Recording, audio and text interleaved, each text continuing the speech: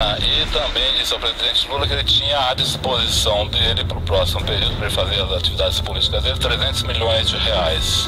Marcelo Odebrecht cita pagamento de milhões a Lula por meio de Palocci. Uma nova decisão do ministro Dias Toffoli do Supremo Tribunal Federal desencadeou uma nova onda de indignação ao absolver corruptos confessos envolvidos nas investigações da Lava Jato. Desta vez, a justificativa foi uma suposta parcialidade do Ministério Público Federal e o beneficiado da vez foi Antônio Palocci. Nem mesmo 7 anos se passaram desde o dia em que o ex-ministro da Fazenda e homem forte do PT revelou à Polícia Federal o pagamento de propina em dinheiro vivo pela Odebrecht a Luiz Inácio Lula da Silva. O senador Márcio Bittar expressou sua extrema indignação, e com razão, em relação a esse caso, que se tornou um símbolo de impunidade. Veja. Então, quando o presidente Dilma foi tomar posse, a empresa entrou num certo pânico. E foi nesse momento que o Dr. Emílio Odebrecht fez uma espécie de pacto de sangue com o presidente Lula. Ele procurou o presidente Lula nos últimos dias do seu mandato e levou um pacote de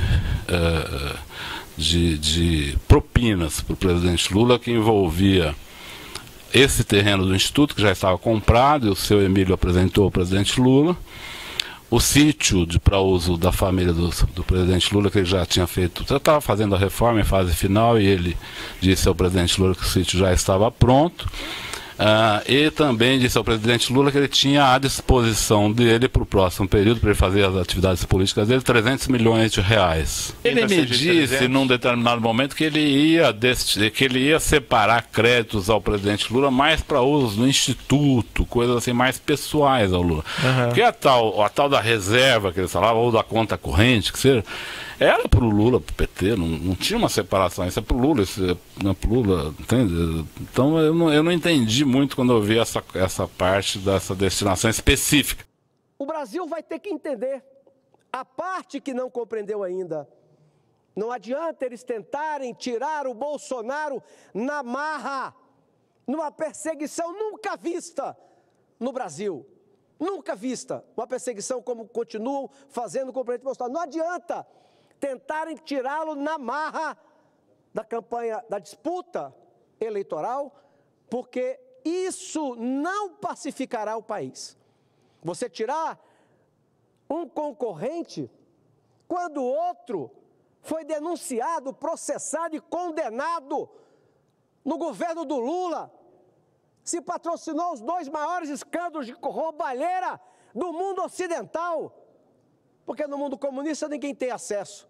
Mas no mundo ocidental democrático, em que tem uma imprensa mais ou menos livre, não se tem notícia de uma roubalheira tamanha como essa, denunciado, processado em 3 instâncias, por unanimidade.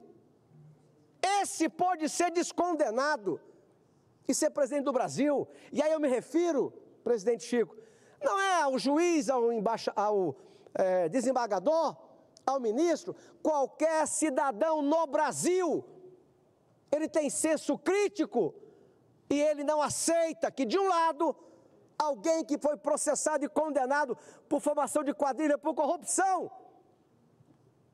numa manobra que o próprio ministro Gilmar disse que se não fosse o Supremo ele não seria candidato, não seria o presidente do Brasil, e o outro condenado por uma fake news. Agora, o Brasil está de cabeça para baixo, senhor presidente. Veja, olha só essa matéria. Não tem muito tempo não, senhor presidente. Em 2017, Marcelo Odebrecht cita pagamento de milhões a Lula por meio de Palocci. A novidade, senhor presidente, não é essa notícia não. A novidade é o que vem acontecendo.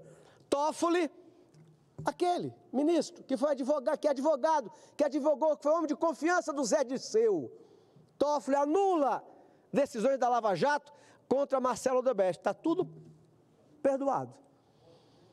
STJ encerra processos da Lava Jato contra ex-ministro Zé Dirceu, que inclusive pode ser candidato já no ano que vem, senhor presidente. E a última, saiu ontem ou anteontem, Operação Lava Jato. Toffoli, o mesmo,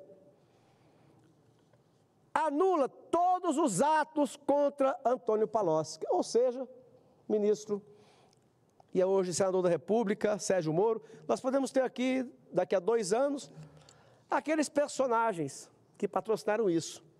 A esposa do ex-governador Cabral, casal condenado há décadas, foi liberada com o argumento de que era mãe e que precisava gozar do direito de estar em casa porque tem filho menor de idade. Mas as mulheres do dia 8, a elas não é concedido. Um dia desse, pegaram um traficante com 850 quilos de cocaína em São Paulo e na audiência de custódia ele foi liberado. Lá mesmo no estado de São Paulo, sequestradores, pegos com a mão na massa, foram liberados na audiência de custódia. Na Lava Jato mesmo, as condenações para essa turma foram 10 anos, 11 anos, para aquele que eu me esqueço o nome, o Careca, que era um operador, aí ele pegou 38 anos de cadeia. Então veja como qualquer brasileiro, ele percebe que há muita coisa errada no que está acontecendo no Brasil. As delações dos corruptos confessos agora parecem ter se transformado em uma inversão de valores, resultando em uma proteção ainda mais intensa do que antes aos corruptos que surrupiaram o país.